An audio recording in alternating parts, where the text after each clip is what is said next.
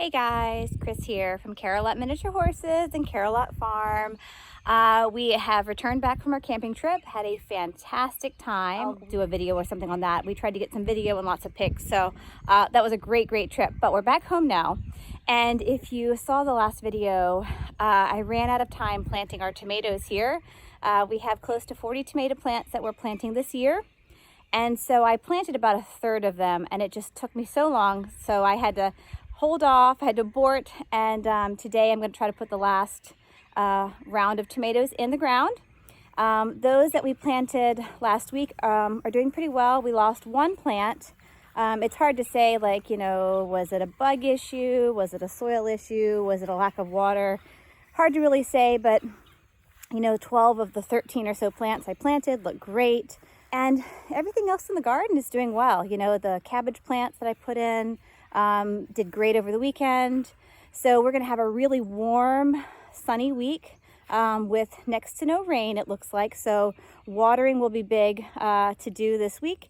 And again, putting those last few plants in the ground. But, you know, all in all, the garden's doing really well. I don't know if you can see it here. Everything's happy. Asparagus, though, I'm going to have to show you here in a minute. The asparagus is getting these little bugs on it, and they are damaging the produce as it's coming up. So I'm on the hunt around the farm for neem oil or something safe that we can put on the asparagus, because we'll want to pick it and eat it here pretty soon. So I don't want to put anything harsh on it. So that's what I'm up to right now. But I'll show you what the asparagus looks like, those little bugs.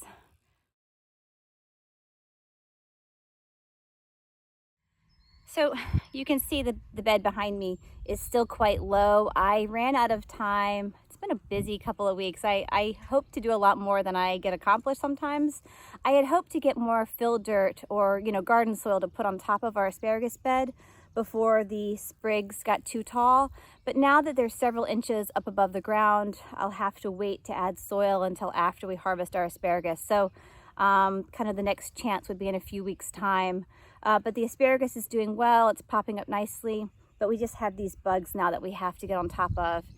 You know, when you're gardening, it's always something. It's the groundhog, or it's the bugs, or it's the weather. So right now I've got these little bugs on my asparagus, and they're the first insect of the season that I have to try to find a safe way to remedy. So I'm back to spreading my manure here at the end of our fence line. This is the ring is just here behind me, and that's currently where the minis are choosing to graze this morning. They've been going back and forth from the front and the back, which is nice to see. I am still spreading my manure here. Again, I'm just trying to get a little more you know, substance on top of the soil here. It's just red clay, and it gets boggy at the bottom. Our fruit trees are just kind of on this rise beside me, our fruit trees and bushes. And when we leveled the ring, we ended up cutting into that hillside, which is why we have the low spot here where I'm currently standing. And because of that, the ground isn't great. We scraped all the topsoil from this side and moved it to the far side to level it. So we're just adding lots of manure and not grass, we're adding manure and old hay, hoping to establish a little more grass down here. So that's what I'm doing. I've got several loads of manure to spread right now, and then I still need to head into the ring behind me and pick. So whenever we get back from a trip, usually it's just a few days long. We don't go for any real length of time, but whenever we do return, I have an additional wheelbarrow load or two of manure that needs to be picked from our paddocks. And that's simply because when we have house sitters or family members helping us out with feeding, we try to ask as little of them as possible. And, you know, feeding the animals and making sure that all of their needs are met is first and foremost. The picking really comes second. And so I do ask that if anyone has time, that they just concentrate on picking the barnyard. And that's also to their advantage, because that's where they're going to be traveling in and out to access the hay barn. But as I turn here, you can see there are portions of this front ring turnout area that are certainly pretty concentrated. Like directly behind me here, this is just where I've been spreading manure, so that's, you know, don't mind that. But in the distance, you can see there are a lot of manure piles, and that's just sort of a buildup from a couple of days. The back paddock was the same. I've already picked there. you know, if you can spot where their piles are, it gives you a good indication as to where they've been spending a fair amount of time. They all seem to be using the bathroom on this one side of the ring, or this turnout. So I think that they are perhaps grazing all over, but they do seem to be walking over to this one side because, again, I've been gone for a couple of days now, and having just gotten back, there's a very heavy concentration of manure piles on this one half of the ring. My cat Bruce here has come to hang out with me. I don't know if you can hear there. I don't see him. I love to listen to the birds. Mockingbirds are so fun though, because they make so many different sounds. But yeah, I don't know if you heard that or not, but that was a mockingbird off in the distance. A little bit of a sad note. I did find for one of our cats, unfortunately, caught a beautiful male bluebird. Left him in the backyard for us to find.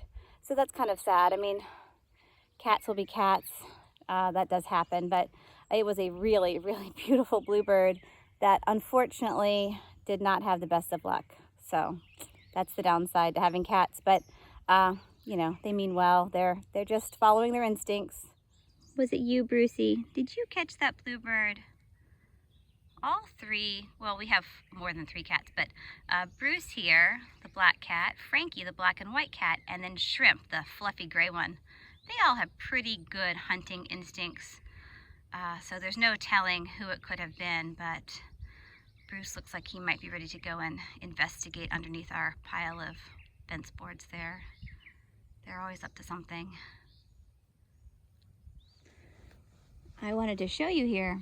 A few weeks ago I was watching the grass begin to pop, and I saw some weeds, and I was pretty sure that they were buttercups. And that is in fact what we have here, a lovely stand of weedy buttercups here in my ring area. You know, we'll work to try to get rid of those, but being as we're using this as a primary turnout right now, I might just have to either dig them up or go ahead and mow them down. But you know, buttercups and other weeds can certainly be an issue. Part of pasture management is trying to stay on top of that as well. So that's just something else on the horizon that we'll need to be working on. As I'm continuing to pick, I have opened up the feedlots. We've got a fair amount of grass, and you can see some buttercups growing out there. So Shenanigans and Snuggles are working to mow that down for me. But here in the stall, as I turn, you can see Sweetheart right there at the door, and you probably cannot see Rocky because he's black. And he's at the back of the stall. He's staring at me. But it's so nice to see the horses utilize the stall and the back run-in. That's the whole reason we have it. So that when it's hot and sunny or stormy, they have a place to duck in out of the sun, the wind, the elements. The bugs are also not as bad in the stalls. And we are soon going to need to work on running power to the barn so that we can hook up fans.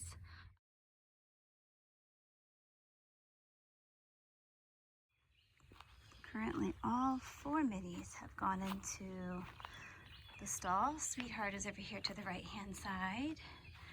And we have Rockstar in the back with Shenanigans and Snuggles. So again, these, you know, I think they're 12 by 12 horse stalls. Hi, Snugs.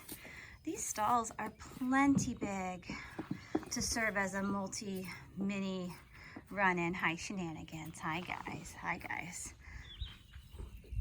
Rocky tried rolling when he was tied up, so I untied him because I really didn't think rolling while tied over here was the smartest thing. So no sooner than I took his shank off, he went and had a good roll over there. Hopefully he'll be a little more content now, but you know, they are itchy and the bugs are out, so I'm glad he had that little roll, and he might go down again, it looks like. Time to get the other side. These guys, they'll just stop, drop, and roll about anywhere. I haven't groomed him yet, so he'll be good and dirty. Up and over. Up and over. What a good boy, Rocky. Scratching his face. He is thoroughly dusted. A little little shake maybe. Are you gonna shake it off? Are you gonna shake? I don't know, maybe. Hi, buddy. Hi, sweet boy. Rocky's gonna check out my grooming bag. He might be smelling treats. I had some treats in there a little while ago. I took them out. As long as he doesn't step on my fly spray bottle. I don't want him to bite that or step on it. I've got some swat in there. But the fly spray, this is some pretty good stuff. This is a Pyranha.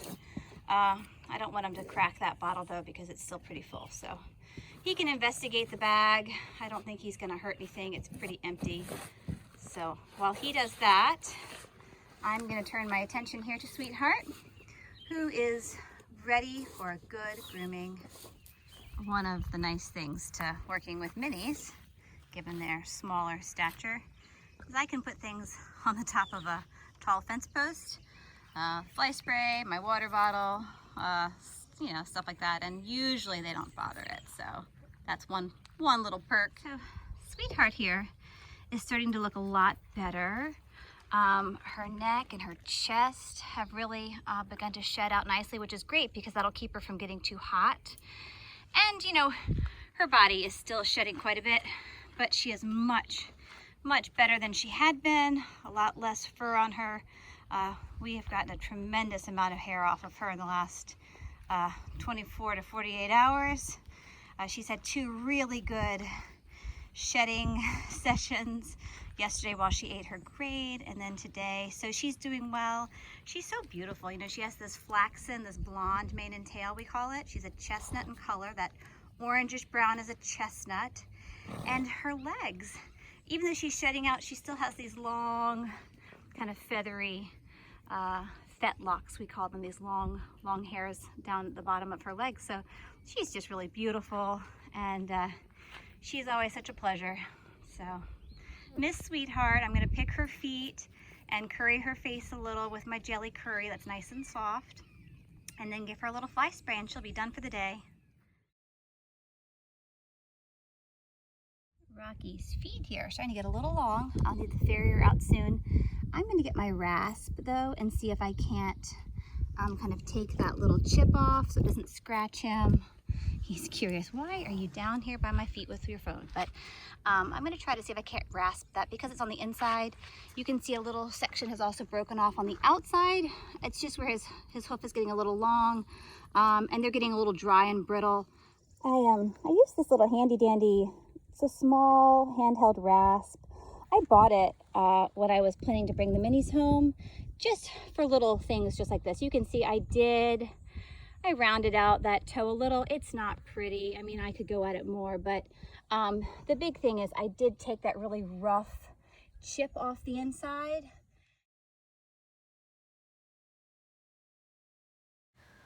Although Snuggles started off a little wiggly, she settled down and did really great, and I was probably able to groom her for about 10 to 15 minutes, which was pretty good. I have just finished up a really good grooming and tick check on all 4 of the ponies, the minis, and I'm really happy to report that the ticks were not near as bad as they have been in the past. And I'm suspecting that could be due to the fact that I've been using fly spray. Sweetheart and Rockstar are really good about the fly spray. Shenanigans and Snuggles are still a little unsure, but as you can see, everyone's tails are nice and quiet. They're not swishing, they're not stomping, they're not shaking their heads. They're very content right now, and so they have all been groomed, and I have fly sprayed them. The ones that are more hesitant still, Shenanigans and Snuggles, I sprayed a little, but I also just sprayed some fly spray in my hand and then just wiped it on. It's a wipe on / spray. What I like to use, at least right now, is Pyranha. And the Pyranha fly spray seems to be more of an oil-based fly spray, and it really stays on their coat super well. And I've been real pleased. So I think it's a really good bang for your buck. It's not a cheap fly spray, but it seems to last really long. It seems to do a good job.